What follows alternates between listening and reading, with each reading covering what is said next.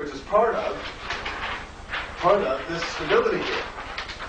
As you see it working quicker and quicker and quicker, you're going to become more and more certain, more and more stable about the fact that you can manifest your own reality, that you already are, and you can get better and better at it. And this is the steering wheel, more or less, of these four little things right here. Are there questions about that? Anybody got any questions about this? Yes? Yeah, what is being the future? Being the future. Well, you're being in the present, what we consider the present, although, everything is happening all at the same time. Future, the past, all that, right? Well, out of all the potentiality of what could happen in the next few moments, what's the most likely thing to happen? What you intend. This has been the way it's been your whole entire life.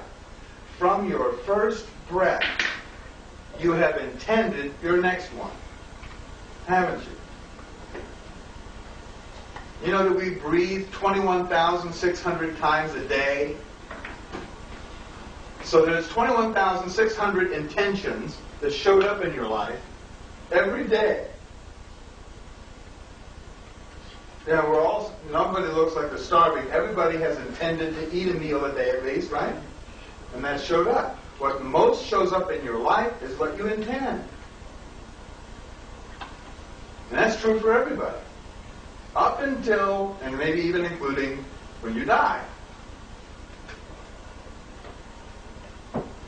So what we're saying is that faster and faster, what you intend is going to show up, and more exactly what you intend.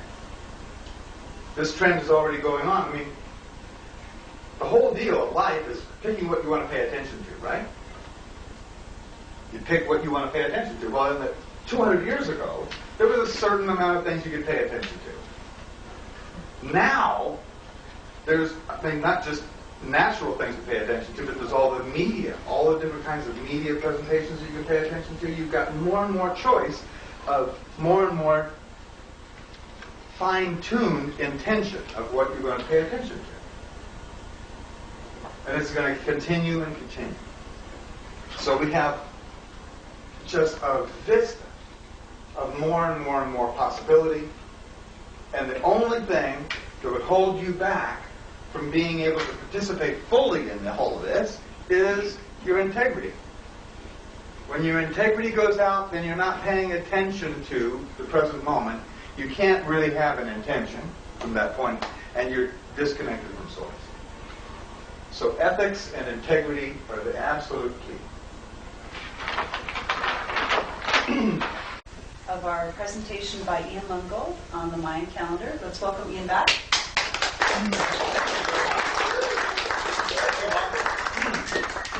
It's quite wonderful that you have this center made available to all of us. Thank you very much.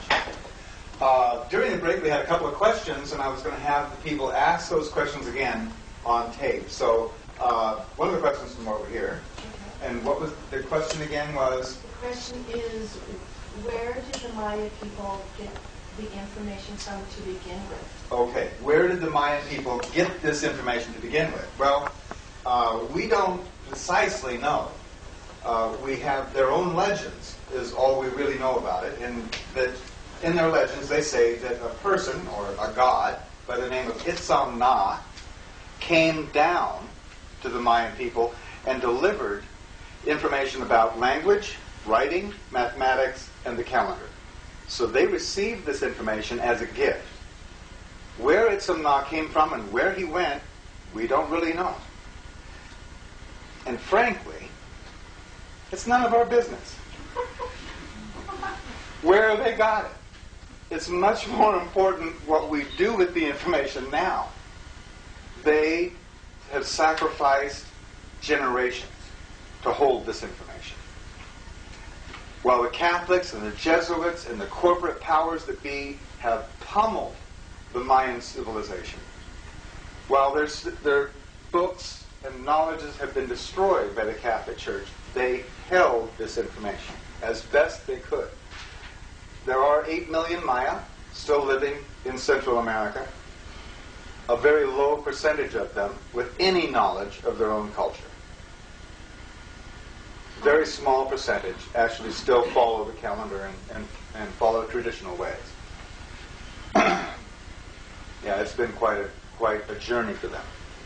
But they have held this information and passed it forward to us. We have added to their information with all the science that we now have, and it's come more full circle, or we're now receiving back the information, some of it, that the Maya had probably accumulated, but was burned by the Catholics. So, to answer that question. And then there was another question. I believe the question was, how much room did it take on the stone at Koba to present all this information? And there's a huge stone there, the calendar stone is what we call it, and it's in the Grotto of Kings. And the stone stands, probably 12 feet high. It's covered with glyphs.